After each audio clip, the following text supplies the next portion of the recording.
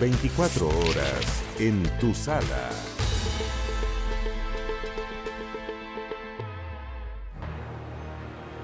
Que bajamos como 600 metros de golpe. Frío, ruido, caos absoluto.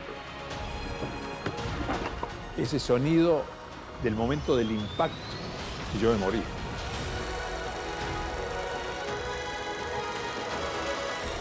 Comimos nieve y hielo durante 72 días.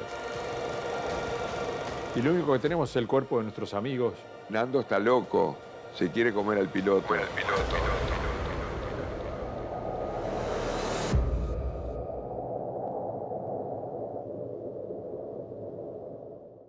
Él se acuerda perfectamente del accidente porque estuvo consciente.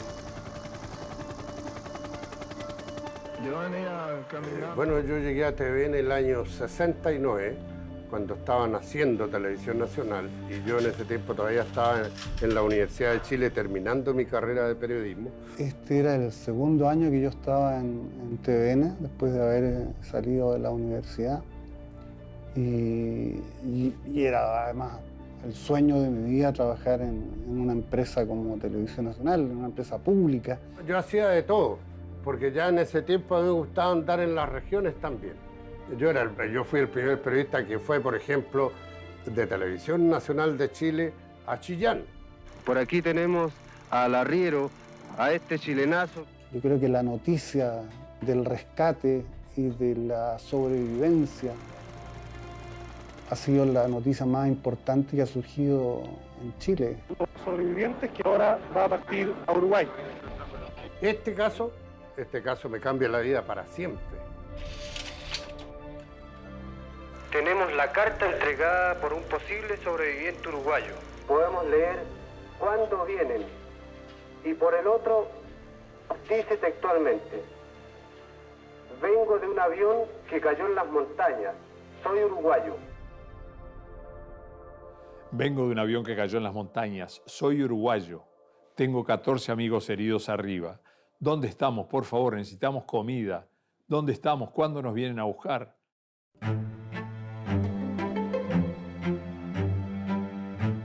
Esta es la primera entrevista que doy en 10 años. En 10 años para televisión. Me llaman de todo el mundo ahora. La tragedia y milagro de los Andes no se entienden sin Fernando Parrado, el sobreviviente que guió hace 50 años a sus compañeros hacia un rescate impensado entre lágrimas y volcanes. En una exclusiva mundial para la televisión, Nando revive junto a TVN la mayor proeza de sobrevivencia aérea de la que se tiene registro.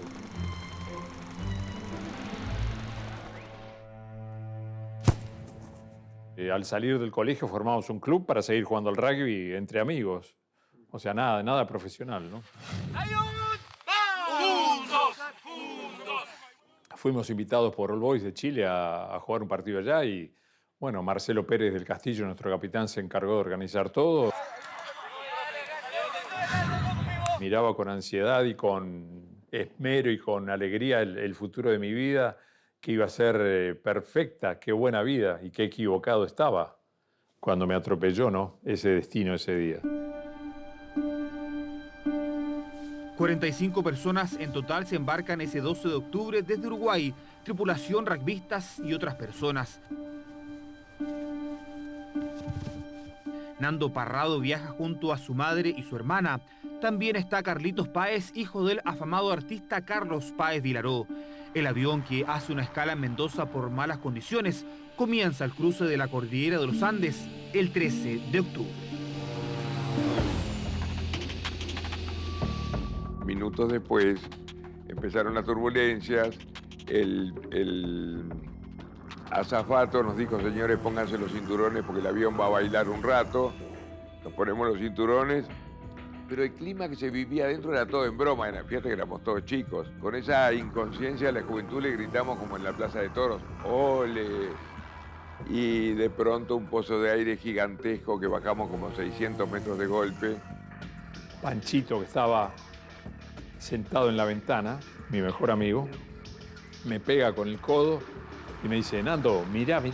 Y yo miro y muy cerca del avión, mezclado con las nubes, yo qué sé, 100 metros, 50, 80, 200. Pasa una montaña negra y blanca a la velocidad del avión, mezclada con las nubes. Y bueno, el avión se había partido y bueno, era una sensación que yo no sabía si era un choque o era qué, o era otra maniobra más que podía hacer el avión. No, yo no lo vi partido porque el avión se partió 10 centímetros atrás mío, o sea que pero yo no miraba para atrás. Yo lo que sí sentí frío, ruido, caos absoluto. El avión Fairchild 227, que despegó a las 14:18 desde Mendoza, cruza con dificultades el cordón montañoso y tras notificar 2 veces su posición, lo hace por última vez a las 15:24, 7 antes de que ocurra el accidente. Claramente el piloto confunde la posición, él dice que está en Curicó, notifica esa posición al radiocontrolador, pero el radiocontrolador se basaba en la posición que le estaba informando el mismo piloto. Atención, torre de control. Acá Fairchild F227. Divisamos Curicó. Permiso para descender. Pensando que estaba sobre Curicó, vira hacia el norte ya dirigiéndose a Santiago. Pero en realidad no estaba sobre Curicó, estaba todavía sobre la cordillera. Porque el viento en contra había frenado el avance del avión. Correcto, permiso para descender a 3.500 metros. Entonces comienza a descender, pensando que está en el Valle Central, y sin embargo, cuando ya pasa por debajo de las nubes, se da cuenta que está completamente encajonado entre las montañas. Y ahí viene el fatal accidente. Y es increíble todo lo que tú podés grabar en tu mente en la última décima de segundo de tu vida. ¿No? Ese sonido del momento del impacto, ¿no? E inmediatamente se apaga la luz. Y yo me morí. O sea, yo no recuerdo más nada hasta 5 días después.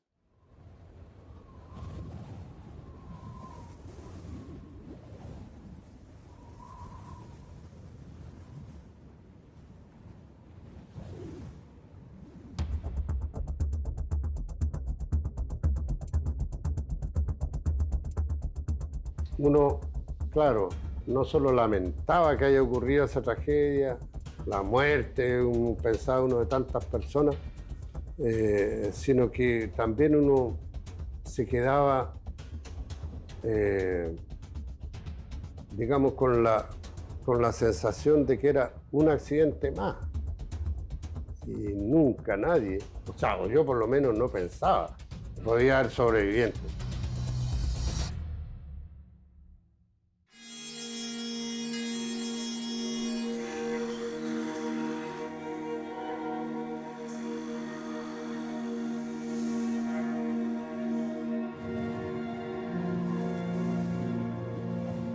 En esa confusión de los primeros 2, 3 días, el que no se mueve está muerto. Tuve casi 5 días, 4 días y medio en coma, inconsciente, con heridas no sobrevivibles de ninguna manera. Que fue esa primera noche, fue lo que decía Roy, uno de los sobrevivientes, decía, lo que yo comparo con el infierno fue lo que fue esa noche. Muertos de sed, muertos de frío, muertos de miedo. Yo estaba sin mi mamá, sin mi papá y sin mi niñera. Yo tenía niñera en esa época, para que veas el personaje. Parrado estuvo muy mal y parecería ser, según dice la ciencia años después, que lo mejor que le pudo haber pasado es quedar, porque él quedó con la cabeza contra la nieve el día del accidente, y parece que es lo que se utiliza para desinflamar la conmoción cerebral o no sé. Sí, todo lleva su tiempo. Yo no te puedo decir si me llevaron 5 o 8 horas o un día, pero yo empecé a hablar. A dialogar con mis amigos, a preguntar por mi madre, por mi hermana. Al otro día pasaron 2 aviones 2 veces por arriba nuestro, que nosotros creímos que nos habían visto, pero eran aviones que pasaban a 1000 metros de altura, porque tenían que librar parte de la cordillera y parte para arriba. Que me acuerdo que le gritamos, fíjate vos el absurdo, le gritábamos a los aviones, y el avión no te va a escuchar nunca nada. Hasta celebramos, me acuerdo que había media botella de whisky que nos la tomamos con Canesa, celebrando que nos habían visto, y empezamos a esperar a que nos vengan a buscar. Y empezaron a pasar los minutos, y nadie venía a buscarnos, y empezaron a pasar las horas,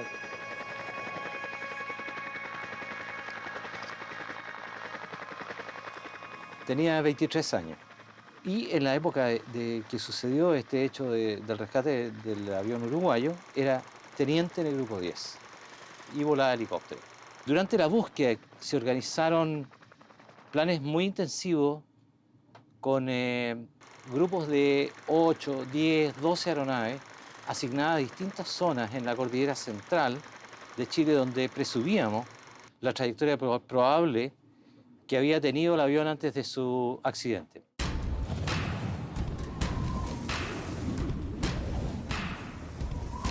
El comandante estaba muerto, el copiloto muriéndose, y lo único que decía el copiloto es: pasamos Curicó, pasamos Curicó, pasamos Curicó. Que fue la gran equivocación, porque él no había pasado Curicó. Nosotros estábamos en territorio argentino, en realidad. Claro, aquí nadie podía sospechar dónde cayó ese avión, porque no había ninguna información, salvo la que del momento en que se perdió contacto con ellos nomás, pero nunca más se supo dónde había caído el avión, si no habría sido más fácil buscarlo también. Ese año volamos intensamente buscando en los meses de octubre y noviembre y no encontramos nada. Principalmente porque nosotros siempre buscamos el avión en Chile y el avión estaba en Argentina.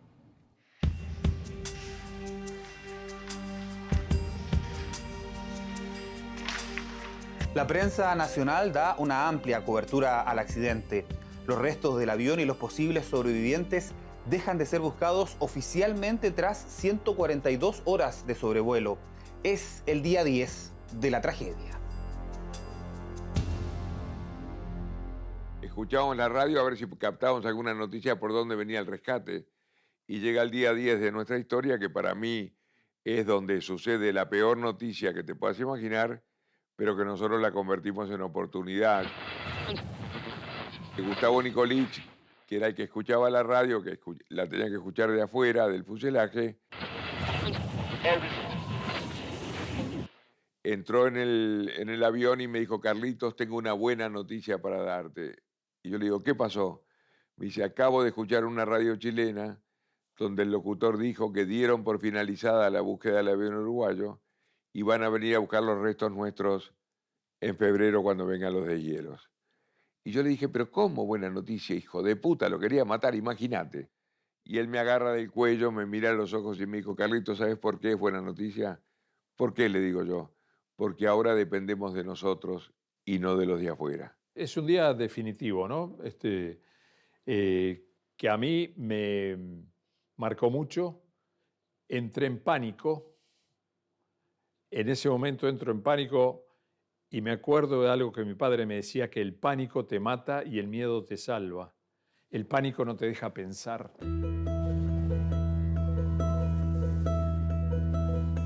La sed es terrible, no hay agua. No hay agua, hay nieve y hielo. Nosotros comimos nieve y hielo durante 72 días. El frío, has dormido con menos 15 grados con ropa normal. No, yo miraba el reloj y digo, parece que han pasado 5 horas y habían pasado 10 minutos. Porque el cuerpo tiembla solo para lograr temperatura y estás abrazado con otro. Entonces, el infierno a veces era un lugar cómodo comparado con eso. Para que tengas una idea, en 10 días quedamos 26 vivos, comimos una lata de mariscos que encontramos, o sea, una cucharadita cada uno. A mí me tocaron 2 cuadraditos de chocolate y había un guindado que habían comprado en Mendoza y había alguna copita de vino. Eso fue lo que comimos en 10 días, los 26. Y intentábamos comer unos líquenes que aparecen en las rocas, que es lo más inmundo que había, y llevábamos muchos cigarrillos porque iban los de el dueño de una tabacalera y hacíamos un té de tabaco que es lo más inmundo que he visto en mi vida. La noticia de que cesaron los intentos de rescate, sumado a la escasez de alimentos, lleva a los sobrevivientes a pensar una idea extrema que tomará más forma con el pasar de los días. Yo hablé con Carlitos, no me acuerdo si fue el primero, el segundo o el cuarto, y digo: Carlitos, yo me quiero ir de acá. Tengo que esperar que llegue el verano. Para eso tenemos que comer. Le digo, y lo único que tenemos es el cuerpo de nuestros amigos y de los pasajeros. Pero yo no dije nada y me fui en esa expedición a buscar la cola y me quedo en una parte con Adolfo Strauch y le digo, mira, un acto de cobardía mío, le digo a Adolfo, Nando está loco, se quiere comer al piloto. Y Adolfo me dice, no, Carlitos, no está tan loco, yo con mis primos ya lo pensamos.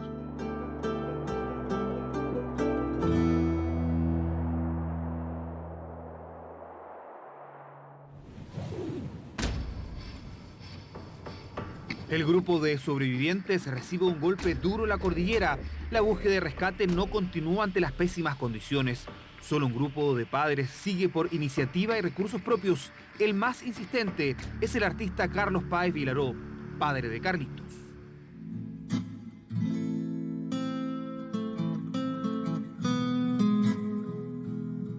Mi padre y China Zorrilla son los dos personajes más famosos que tuvo este país.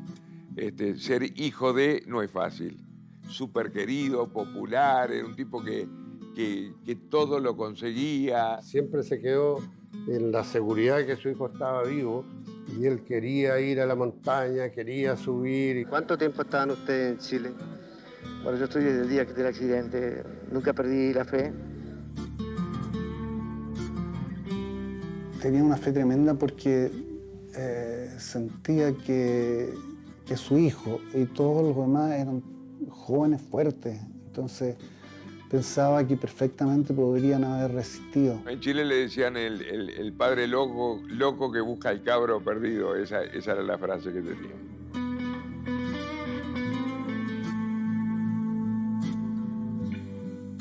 Y yo creo que él lo que pensaba también es que probablemente la antropofagia podría haber sido también un elemento que permitía que ellos sobrevivieran.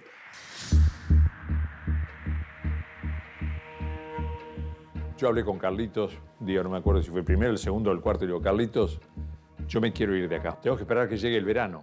Para eso tenemos que comer, le digo. Y lo único que tenemos es el cuerpo de nuestros amigos y de los pasajeros. Lo que comenzó como una idea radical se transforma en su única forma de sobrevivencia. En conjunto toma la decisión de alimentarse de sus compañeros y un pacto de nunca revelar de quiénes se trata. La primera cosa que hicimos fue un pacto solemne entre todos nosotros, que si alguno de nosotros moría quedaba a disposición de los demás. Y la segunda cosa que hicimos fue encomendarle a los estudiantes de medicina que habían asumido su rol de médicos que se ocuparan del asunto, y se ocuparon.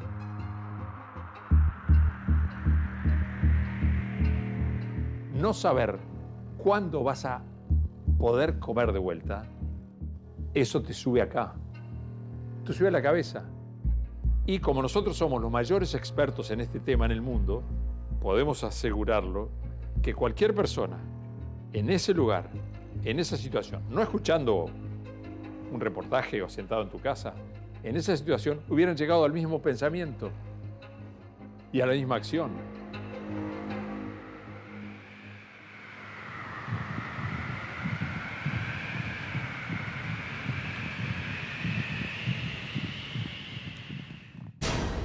Para mí fue el peor día de la historia. No, yo sentí un ruido raro cuando miro hacia donde venía el ruido, que no sabía si era viento, trueno, una cosa rara. De repente, ¡guau!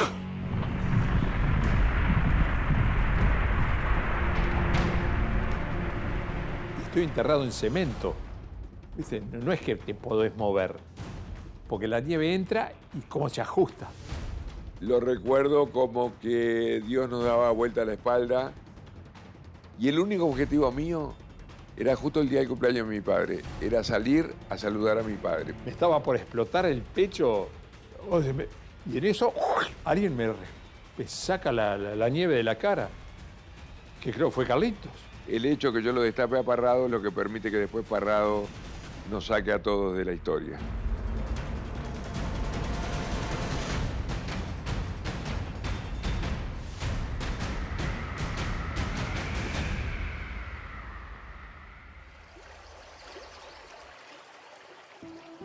Mi nombre es Juan de la Cruz, Catalán Toro. Del accidente no recordamos tanto por la poca edad que yo tenía, pero sabíamos. Que mi papá fue una persona, digamos, para mí era honorable. Estábamos pronto a venirnos por el ganado para la cordillera cuando en un almuerzo dijo, nosotros lo vamos a encontrar en Santa Elena. No dijo si vivo, no dijo si muerto, nada.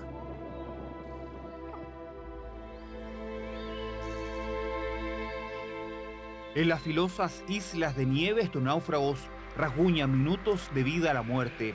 Tras el aluvión solo quedan 19 personas vivas.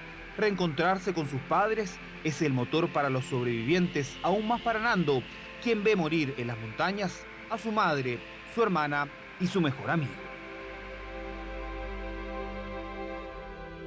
Yo enterré el mismo día, yo los enterré con mis manos, a mi madre, a mi hermana, ¿no? A Panchito. Y lo tenés que hacer. En la guerra tenés que hacer cosas que no quisieras hacer.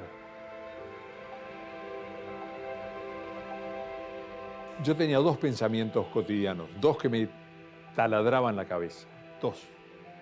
Uno, cómo me iba a morir. Y después, nunca voy a tener una familia.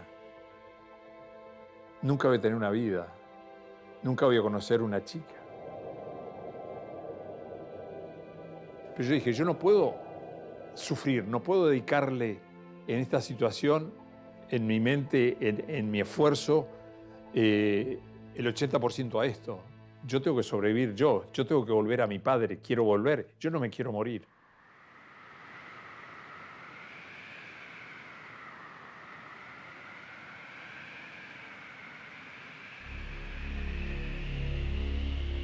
Después de varias excursiones, el trío compuesto por Roberto Canesa, Antonio Vicentín y Fernando Parrado realiza la caminata definitiva. Almohadas y 4 pares de calcetines en los pies, 3 jeans y algo de coñac para la proeza de todos los tiempos. Vicentín retorna con el grupo ante lo que vieron en la montaña al tercer día de expedición. De lo que vimos hacia el otro lado nos cambió todo el mapa mental. ¿Qué vieron cuando llegaron a la cumbre? Yo pensaba ver un pueblito, un valle con un pueblito, unas carreteras.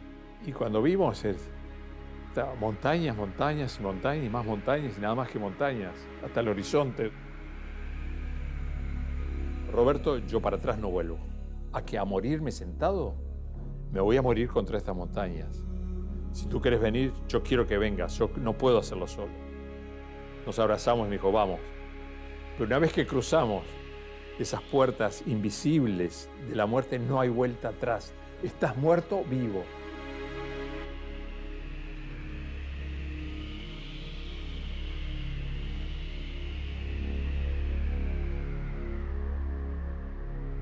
Tenía una energía, no sé, salida de dónde. Tal vez cada paso que yo daba quería estar más cerca de mi padre, de mi vida. Empujaba, y tal vez sin Roberto yo me hubiera quemado.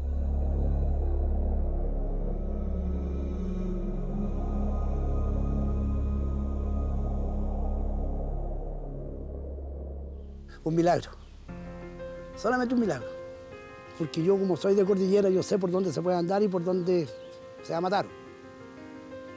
Y por dónde salieron ellos, ahora vi la cordillera sin nieve, no tienen ni una posibilidad de salvarse.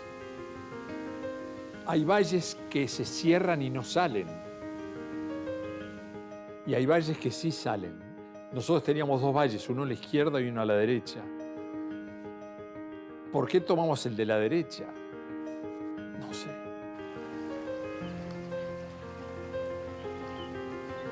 Roberto lo ve a Sergio Catalán antes que yo. Roberto está mirando hacia el norte, ¿no? Y yo estaba mirando hacia el sol, hacia el sur, hacia el oeste. Y él me dice, un hombre a caballo, allá abajo, porque había que bajar toda la ladera, estábamos en una montaña y un río allá abajo, un hombre a caballo. Y ahí le entramos a gritar, y en el silencio majestuoso de los Andes, él para el caballo, ¿no?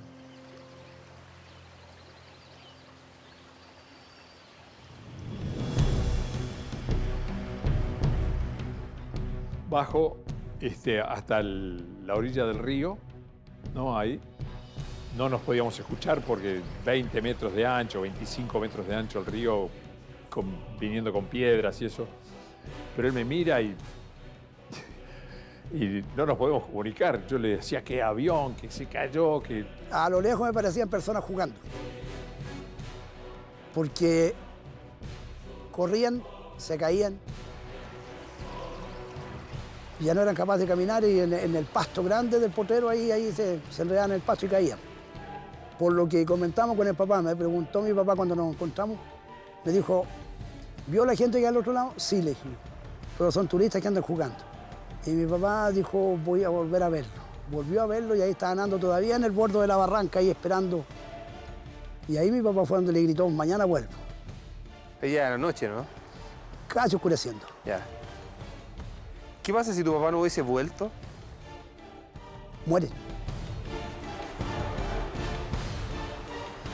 Después de 10 días de una caminata prácticamente imposible, Fernando Parrado hará contacto con el arriero Sergio Catalán y utilizando sus últimas fuerzas enviará a través de una piedra y un papel como este un mensaje que cambiará para siempre la historia de los sobrevivientes.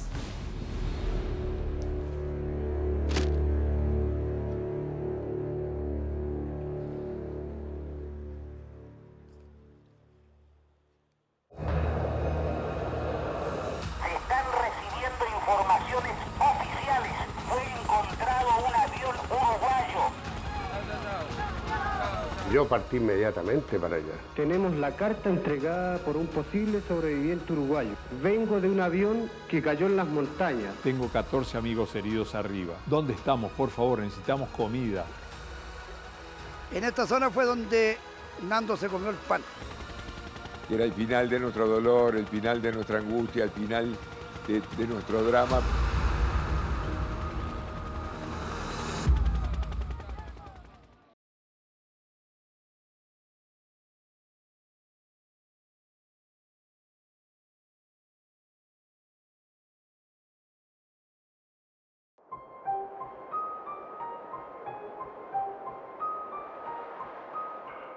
Porque dejar ese fuselaje el día 12 de diciembre, dar el primer paso y no mirar para atrás, yo sabía que no iba a volver. Y no miré para atrás.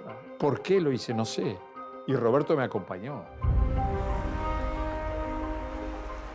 Nando llegó por arriba, por donde está esa casa ahora, bajó acá, llegó a este punto. Mi papá venía de allá. Ahí van, me tira 2 trozos de pan, 2 trozos de pan. En esta zona fue donde Nando se comió el pan. ¿Acá? Claro. Donde se comió el pan y escribió la nota a la vez. ¿Comía y...? Claro, tanto comía como escribía, para luego lanzar el papel a los lados. El papel de la historia que le salvó la vida. Se están recibiendo informaciones oficiales de parte de Carabineros de que fue encontrado un avión uruguayo a las 13:30 horas, 1:30 de la tarde. Se presentó en el retén de Puente Negro el arriero Sergio Catalán Martínez. 2 personas le lanzaron una carta. Claro, con el venio de Manuel Mendoza, que era el jefe de prensa en aquel momento, yo partí inmediatamente para allá. Entonces yo lo primero que hice fue ir directamente a Carabineros, a la comisaría de San Fernando. Estamos en la comisaría de San Fernando. Aquí tenemos la carta entregada por un posible sobreviviente uruguayo. Sí, yo estaba muy emocionado de leer eso. Está manuscrita con lápiz pasta de color rojo y algunas líneas de azul.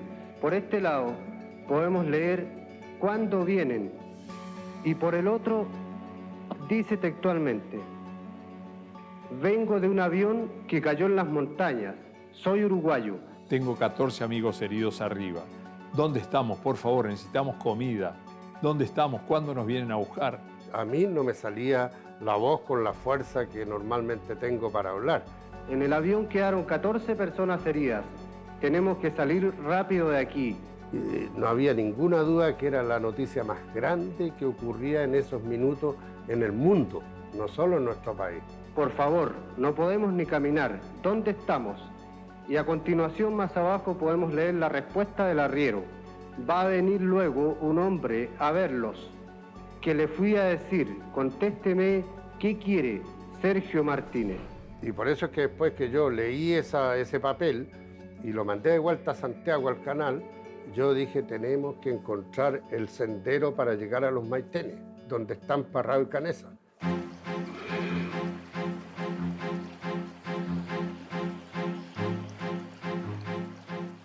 Ya cuando Catalán se fue, él le avisa a otro arriero de este lado del río que nos fuera a buscar. No pude dormir, ¿no? Creo que Roberto tampoco. Nos quedamos ahí en una especie de chocita que tenía este arriero. Un poquito de comida, hizo como un guisito ahí también que lo comimos. Aquí había una ranchita, estas elegantes para lo que había en ese tiempo, en realidad era en unos cuantos palos cubiertos de rama, y aquí estaban Parrado y Canesa terminando su última choca. Por favor, Fernando Parrado, cuéntanos cómo ocurrió el accidente. Bueno, yo del momento del accidente tengo un poco de amnesia porque estuve 3 días inconsciente luego del choque. Sé que agarramos unos pozos de aire y chocamos, un ala rozó una montaña y el avión se deslizó por la montaña hacia abajo después de perder las alas hasta quedar inmóvil en el medio de un valle. Y yo tengo total conciencia del momento del accidente porque solamente sufrí contusiones leves y heridas leves, nunca perdí la conciencia. ¿Cuántos familiares tienes tú?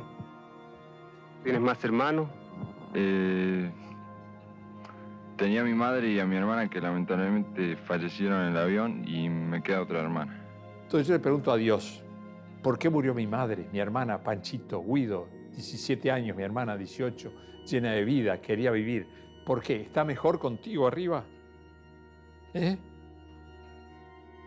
Hay un corte en la película, ahí pasó un rato, pues yo quedé muy impactado por esa respuesta, cómo todavía esos jóvenes tenían fuerza para seguir adelante. Cuéntenos cómo fue ese momento, ¿a dónde iba usted? Yo venía caminando, ella primero cuando yo los vi iba a juntar el ganado. Eran varios rollos de películas. Y esas películas, una vez que yo terminé la entrevista, ¿qué tengo que hacer? Tengo que irme inmediatamente a bajar la cordillera.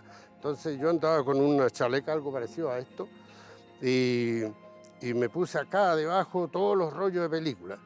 Nosotros, TVN, era el canal el que estaba golpeando, era el que, como decimos en la jerga periodística, estaba dando el golpe periodístico.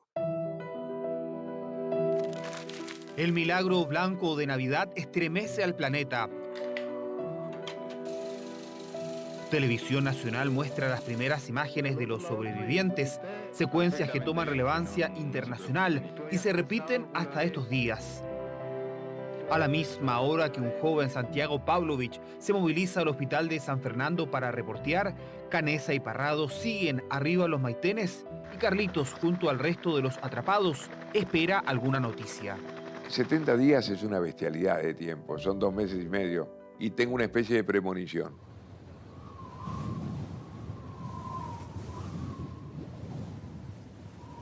Y como que habían llegado a algún lado, y no me animo a contarlo. Y Daniel Fernández, que se despertaba, me dice, Carlitos, acabo de soñar de que Parrado y Canesa han llegado a algún lado. Y yo le digo, yo tengo la misma sensación, y prendimos la radio. De que fue encontrado un avión uruguayo perdido en la cordillera de los Andes en el mes de octubre. Y así como prendimos la radio, la primera noticia, hablaban del avión uruguayo, pero por la estática. Desde la ribera opuesta del río Claro, 2 personas le lanzaron una carta amarrada a una piedra. Mirá, se me eriza la piel ahora después de contar esto miles de veces. El comandante Carlos García me llama y me dice, Canales, prepárate las tripulaciones porque dicen que encontraron los uruguayos. Le informamos a la Fuerza Aérea Argentina de que el rescate era en Argentina. Y ellos nos contestaron, sigan ustedes, terminen lo que están haciendo. El comandante García le pregunta a los dos, lo teníamos adentro de la cabina, ¿alguno de ustedes nos puede acompañar para guiarnos? Canesa estaba muy mal, no se podía. Entonces, no teníamos otra alternativa que fuera Parrado. Yo no me quería subir en ese helicóptero. Hay que ponerse en lugar también de cada uno. Yo ya estoy acá, vayan ustedes. Me dice, pero no nos vamos a encontrar nunca. Entonces, bueno, voy. Empezamos a subir, seguimos al río, entramos en este valle acá, después en este, y siempre subiendo, ¿viste? Se va subiendo. Además de que yo en ese momento llevaba una cámara filmadora. Fue una gestión que hizo TVN con el gobierno, al parecer, y me la entregaron a mí porque yo iba en el puesto de copiloto. El momento del rescate fue, bueno, ahí bien peinado y muy mal afeitado y con la valija hecha, nos sentamos a esperar la llegada de los helicópteros que demoraron bastante más de lo que nosotros creíamos. Ha sido una de las misiones más difíciles bajo condiciones meteorológicas que me correspondió efectuar a través de toda mi trayectoria. Condiciones totalmente negativas para el vuelo. El helicóptero entró en stall. Entrar en stall significa pérdida de sustentación. Y nos caímos de aproximadamente como 6 a 8 metros. No había nada que marcara el viento que había, nada, sino el talento de estos pilotos chilenos de helicópteros que fue... Él me decía, no voy a parar porque no sé qué hay abajo, si hay grietas, si no hay grietas, si soporta el peso del helicóptero. De pronto en la lejanía empezás a escuchar ese ruido que se escucha desde muy lejos el helicóptero, sobre todo si hay montañas.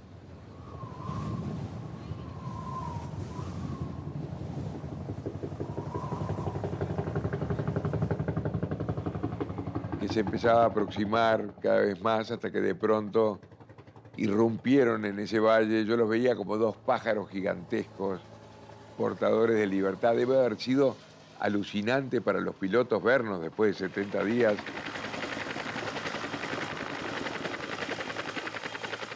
Cuando ya estábamos más cerca, ahí ya vimos un tercio del avión, 2 tercios quizás del fuselaje, y ya los sobrevivientes, que son los con las manos en alto y que ellos veían que venían los helicópteros.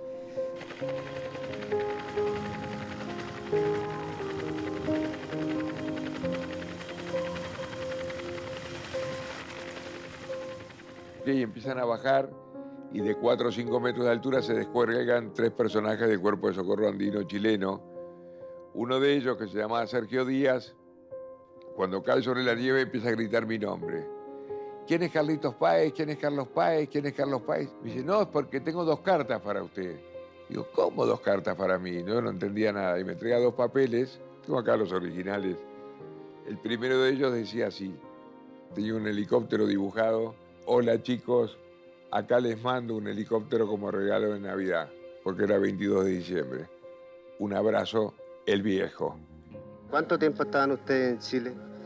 Bueno, yo estoy desde el día del accidente, nunca perdí la fe y me parecía que en cualquier momento los chicos me estaban despegando, toda mi obra se hace alrededor de la juventud. Y ahí me doy cuenta que atrás de mi historia había otra historia, que estaba mi viejo presente. ¿Qué cosa más linda me podía estar pasando a mí en ese momento?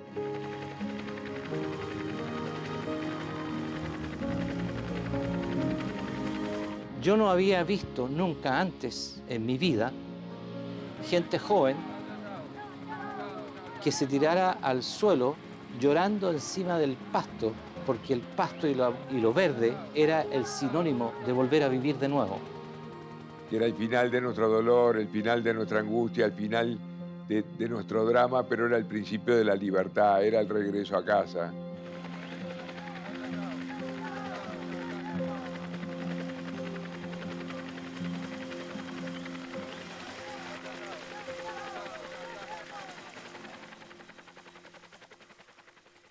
Los rescatados que actualmente reciben atención médica en San Fernando y que próximamente serán trasladados a Santiago,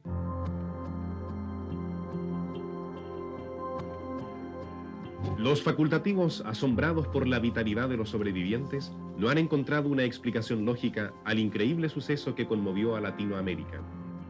Que cuando se supo que estaban vivos, el comentario era ¿cómo? ¿Cómo? Y realmente inmediatamente tú pensabas en la antropofagia, o sea que realmente habían tenido que recurrir a comerse a las personas que murieron en el accidente. Era la única manera de sobrevivir. Y el alimento que traían ellos era carne. ¿Humana? Sí. Obviamente que sí, porque si en el supermercado nada por arriba. ¿Pero tú la viste esa carne? La pierna de un blue jean la traían.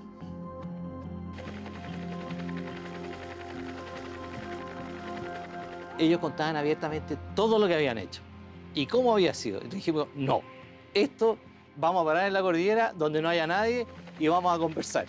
Antes de bajar, porque ustedes tienen que tomar conciencia de que esta información va a dar la vuelta al mundo y va a llegar a Montevideo, donde están las familias de todos los que, de los que sobrevivieron y los que no sobrevivieron. Ahí un periodista le pregunta a uno de los sobrevivientes si habían tenido que comerse a sus muertos. Y uno de los padres, digamos, de los sobrevivientes, se abalanza sobre el periodista y le dice, ¿cómo se le ocurre preguntar esto fuera de aquí? Y ahí lo paran a este hombre y los sobrevivientes le dicen, papá, cálmese porque ellos están preguntando lo que ocurrió.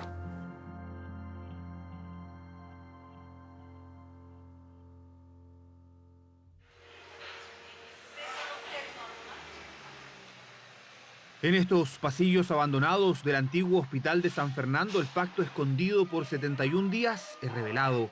Santo eres en verdad, Señor, fuente de toda santidad. Con el tiempo, los sobrevivientes hablarán de una especie de Eucaristía para justificar lo que ocurrió en las montañas. Dichosos los invitados a la cena del Señor. El iniciador del cristianismo, digamos, Jesucristo, habría dicho, comed y bebed porque esta es mi cuerpo y esta es mi sangre. Que el hecho de ser católico o creyente, que sabemos, o por lo menos creemos, de que cuando muere una persona el alma se va para otro lado y queda el cuerpo, que es materia, simplifica un poco la explicación. Yo veo que esta interpretación de ello es una especie como de justificación, pero en el buen sentido, ¿no? Como de darle un sentido, porque para nosotros también, y hay que decirlo, la Eucaristía, fíjense, es comer la carne de Cristo.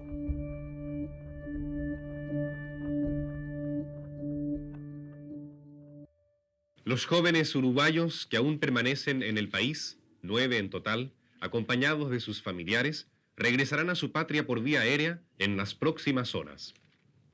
En la pantalla los vemos cuando celebraban la Navidad en suelo chileno.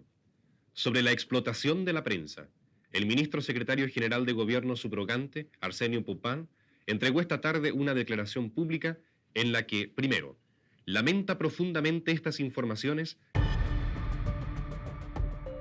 En un diario se publicó que se había producido un canibalismo desatado y que Dios los perdone. Entonces una de las preguntas que yo hacía, porque en el fondo tratábamos de tener mucho tacto. Roberto Canessa, ¿cuál es tu opinión respecto de algunos problemas de tipo publicitario en nuestro país? ¿Estás amargado? Bueno, no, yo preveía todo eso y preveía que iba a pasar. Sin embargo, eso a mí no me afectó de ninguna manera. Sabía que iba a pasar, ya los diarios ya ni hablan, así que estaba todo muy tranquilo. Quizás podría haber sido más directo en la pregunta porque ese era un tema central. ¿Cuál es su opinión respecto de algunos desbordes sensacionalistas de nuestra prensa o no quiere en todos los países existe. Pero la gente, el pueblo, el espíritu de un pueblo es el que importa y he visto cómo ha reaccionado. Roberto Canessa, arrebatado por los periodistas y firmando autógrafos para público chileno que se ha acercado hasta la losa de Pudahuel a despedir el avión LAN Boeing 727 que los llevará directamente a Montevideo. ¡Viva Uruguay y viva Chile!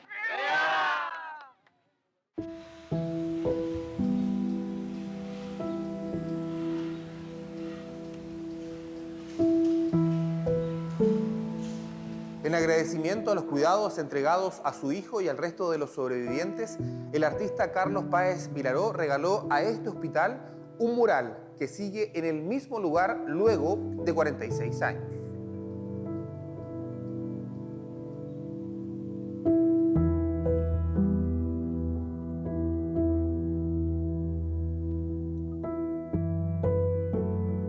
Creo que en esta búsqueda que se realizó, el gran triunfador no es todo el aparato de búsqueda, sino el pueblo chileno.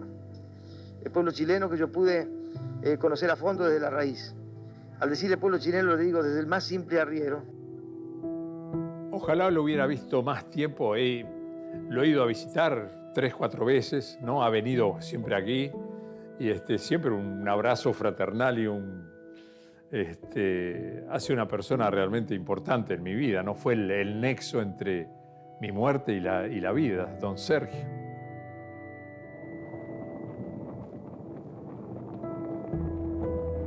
Ellos se sintieron después casi como parte de la familia Catalán. De hecho, le decían nuestro padre. La del sábado 13 de octubre de 2002 será una jornada de nostalgia y recuerdo imborrable. Hasta allí llegó a caballo con su parsimonia de siempre el viejo y noble arriero Catalán. Me gusta y nos deja un buen recuerdo porque nosotros, a Dios gracias, somos todos más o menos cortados con la misma tijera, como se dice.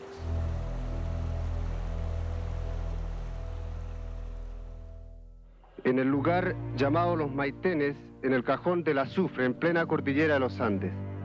Me marcó porque me enseñó que yo tenía que seguir en esa misma senda. Cada vez que tenía tareas difíciles de cumplir, me acordaba de lo que me ocurrió con los uruguayos y yo decía, tengo que conseguir mi meta, tengo que llegar a mi meta.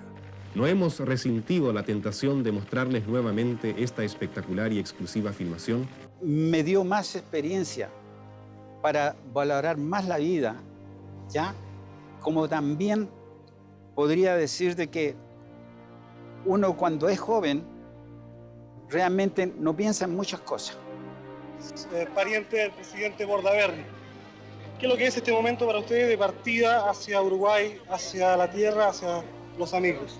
Yo creo que básicamente es un triunfo del espíritu humano. Eduardo Estrado Furioste, Álvaro Mantino, Daniel Fernández, Antonio Vicentín, Roberto Caneta, Adolfo Estrado, Gustavo Cedrino, Trito Algorta, Alfredo Delgado, Roberto François, Roy Harley, José Luis Iciarte, Ramón Cabeza, Javier Metol, Fernando Parrado, Carlitos Miguel Páez, hijo. Pero es una historia que sigue y sigue con el tiempo. Digo, no para, es una historia y creo firmemente, yo a veces me pregunto por qué, y creo que es porque es una historia extraordinaria protagonizada por gente común. La última muerte en la montaña, la del querido Numa Turcati, que motivó, entre otras cosas, la expedición final, refleja la nobleza del espíritu que vivió este grupo, porque al momento de morir Numa, que pesaba casi 30 kilos, tenía en su mano un papel con parte del Evangelio de Juan, que rezaba: no hay amor más grande que aquel que da la vida por un amigo. Vuelven mis amigos sobrevivientes, sus familias los abrazan, los confortan. Yo tengo a mi padre que me abraza y dice, gracias por volver, pero mi vida está destruida y mi verdadera odisea comienza cuando yo vuelvo. Mi triunfo mayor no es el de los Andes, es haber tenido una segunda parte de mi única vida fantástica. ¿Por qué? Una familia divina, una mujer que ha sido el pilar de mi vida. 2 hijas fantásticas, mis nietos. Lo que yo soñaba ya, las 2 cosas, cómo me iba a morir la familia, lo tengo. He amado con pasión a mis amigos, a mis hijas, con delirio a mi mujer, y me han amado en retorno. Eso es suficiente. No pienso más en los Andes. No pienso más en los Andes, pienso más en los Andes, pienso más en los Andes, pienso más en los Andes.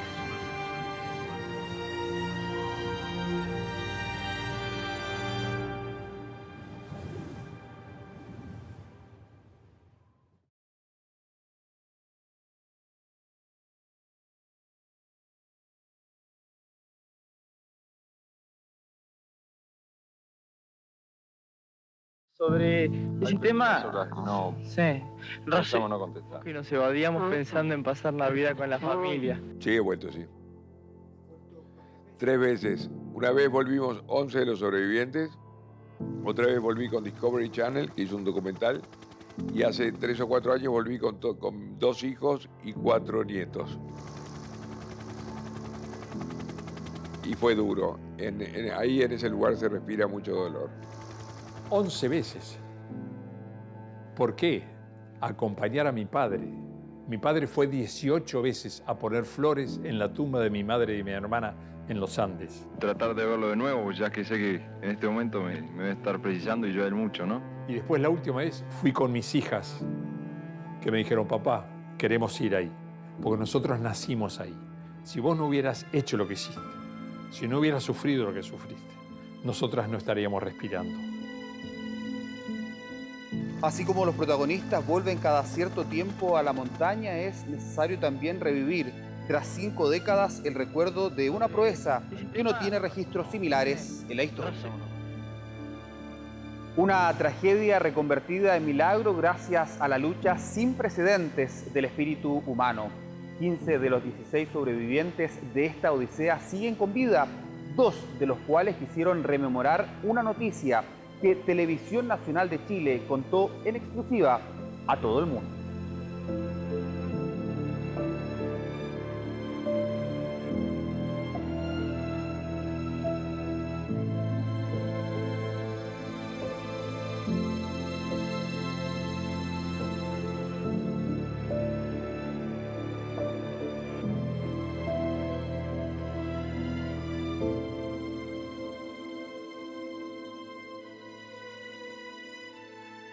Revive este documental en TVN Play, todo en un solo lugar.